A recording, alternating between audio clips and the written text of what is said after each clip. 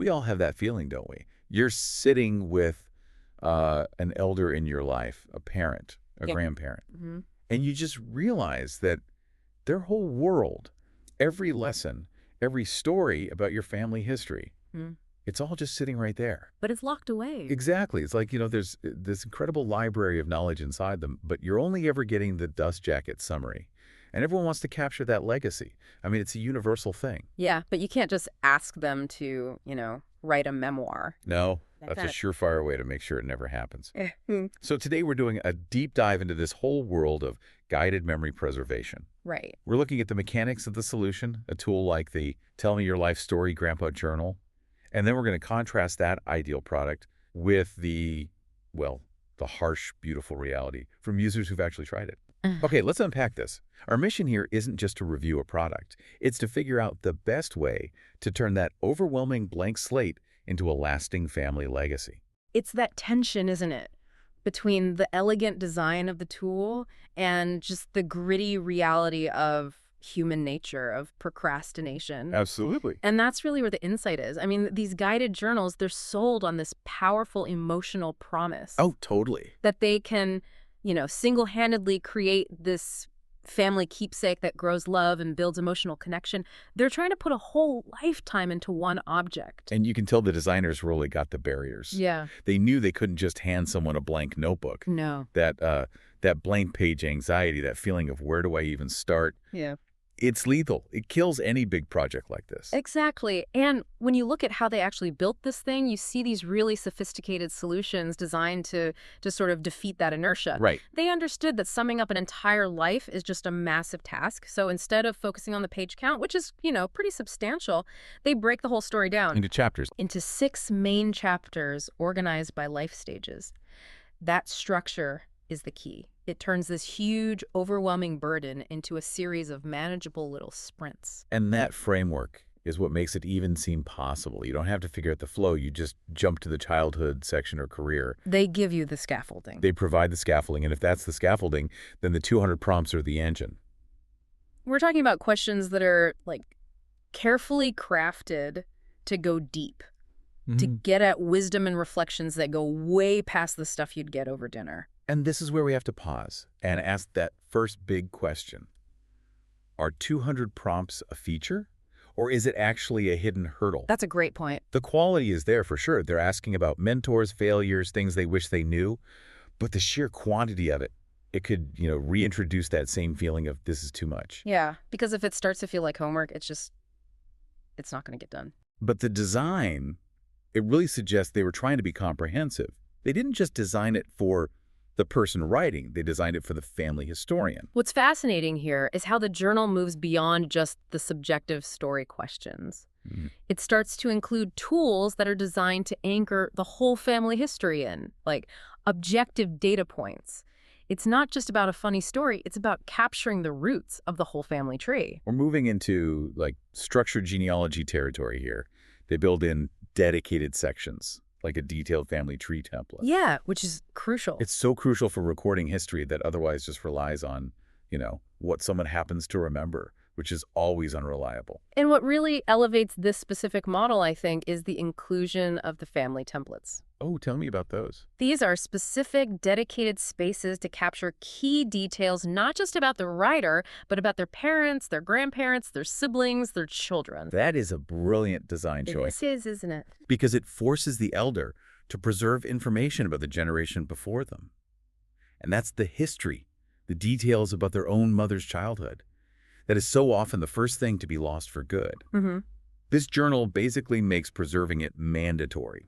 And, on a practical level, they also paid a lot of attention to the mechanics of just handwriting all of this stuff. They made sure every page has plenty of space. Which sounds small, but it's vital. It is. If the space is too small, the writer is just going to default to bullet points. They'll cut out the very anecdotes and emotional color we're trying to preserve. It's an acknowledgement that these aren't just facts, they're stories. They need room to breathe. And then they have those extra space for personalization pages at the end of each chapter. That's where the tangible legacy really comes to life. Yes. That space is for adding physical things, a photo, a ticket stub, a little handwritten note. It's how the book becomes this unique physical object, not just an answer sheet. And we have to mention the little charming touch at the very end. the short question I section. love that part. It's designed for those quick answer questions, the quirky little facts that are so key to a person's personality, but don't fit into the big chronological story. Like, what's your silliest fear? Exactly. Yeah. Or what TV show did you secretly love? It's the stuff that makes the person feel real. It ensures the final document isn't just recording a historical figure, but a beloved person. Okay, here's where it gets really interesting. Let's pivot to what the users revealed, because this is where the polished ideal just slams into the emotional urgency of real life. We can analyze the structure all day, but the community discussions show that the high emotional stakes are driven by urgency, by time limits, and sometimes by just acute grief. The anecdotes are incredibly poignant. They just show how deeply necessary these tools can be. I mean, there was one user who shared that they bought the book for their mom for Mother's Day, Yeah, I saw that one. only for her mom to pass away in February, unable to finish it. And that is just immediate urgency, you realize. But the user's follow-up was what I found so fascinating. They didn't express anger that the book wasn't done. No, it was gratitude. It was this profound, bittersweet gratitude for the memories that were captured before she got too sick. It just reinforces that even partial completion is an irreplaceable treasure when time runs out. Because without the book, they might have had nothing written down at all. Right. And for a lot of families, the mission is less about sentiment and more about, like, critical history retrieval. We saw that perspective from people who said they come from fragmented families and have lost our history. When your family tree feels broken, a tool like this becomes a restorative device. It's a mechanism for repairing those generational gaps. And then we saw those incredibly unique use cases. Oh, the story of the father who had his voice box removed. Yeah, due to laryngeal cancer. Writing became his only real way of communicating. And in that situation, the guided journal it transformed. It wasn't a record anymore. It became a living communication tool for his granddaughter and great-grandsons. It gave him a way to share his thoughts when his voice was gone. And what's interesting is that customers kept saying that the process itself is so good for the elder writing it. It's therapeutic. Yeah, it acts as a trip down memory lane. It helps them stop, remember, and write fun memories. The structured reflection pulls them away from current stresses. It's a ghoul benefit, emotional regulation for the writer, and this invaluable legacy for the family. But this raises an important question. If the books are so well designed, so structured, so emotionally powerful, why do the user communities overwhelmingly point to one massive hurdle? Getting them completed. Getting them completed. It's the fatal flaw, isn't it? The gift just sits there on the shelf. We see that crushing complaint over and over. The issue is that they never fill it out. Or that story of the parent with cancer who was given the book And never picked it up again because she can't remember anything interesting. That quote, "can't remember anything interesting," that is so profound. It's such an insight into the psychology of the blank page. Yeah. The structure is good, but it still requires the recipient to manage the commitment, overcome their own self-doubt. The inertia is just overwhelming. So the issue isn't the book. It's the delivery.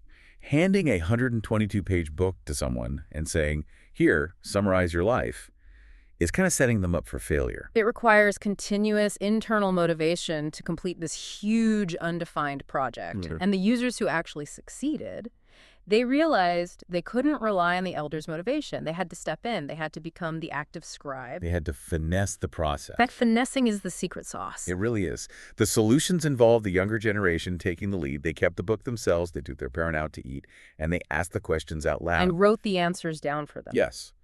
They realized the completion doesn't rely on the elder's writing. It relies on the younger generation's persistence and, frankly, their labor. That completely shifts the effort. The younger person is now managing the whole process. They're maintaining the rhythm, and they're removing the physical burden of writing. It's the difference between assigning a project and co-authoring a story. The legacy becomes a shared effort. And this is so heavily supported by the other models people mentioned, the successful ones, like Storyworth. Right, the key example. It sends just one prompt per week for a year, and then it collates everything into a finished book. And if you compare the two models, it's just a study in commitment and accountability, isn't it? Absolutely. The journal relies on internal motivation to climb a huge mountain at the start. That's Storyworth. Storyworth defeats inertia by introducing an external rhythm. It chunks the work into these tiny, weekly, non-threatening steps. And that Grandpa mentioned in the discussion, he completed his Storyworth months before he passed. And that success proves that the structure is maybe less important than the flow of commitment. A system that forces a weekly, manageable habit offers a greater certainty of completion than a beautiful book that relies entirely on self-discipline. It also reframes the whole idea of the gift, doesn't it? The true gift isn't the physical book. Yeah. It's the gift of time and labor from the younger generation. So what does this all mean? Our deep dive started with this fantastic structured tool, 200 prompts, life stages, personalization. The tool itself is effective. It's well designed. But the community feedback shows that the key to actually preserving that legacy isn't the artifact. Success hinges completely on the active engagement of the younger generation. They have to be the facilitator, the prompter. And often the actual scribe. So the ultimate takeaway for you listening is that if you want this history, you cannot just gift the book and hope the magic happens. You have to commit to facilitating the story collection. The finished book isn't the beginning of the process. It's the reward for that shared effort. And that leads us to a final provocative thought. If the completion barrier is so high and the urgency is so real, which the anecdotes clearly show, does investing in a system that forces external accountability and a weekly habit like the Storyworth model, Right. does that offer a more, ethical and reliable path forward than just giving a physical book that risks becoming another unfinished artifact on a shelf? It's something to think about when you decide how to capture your own family's story.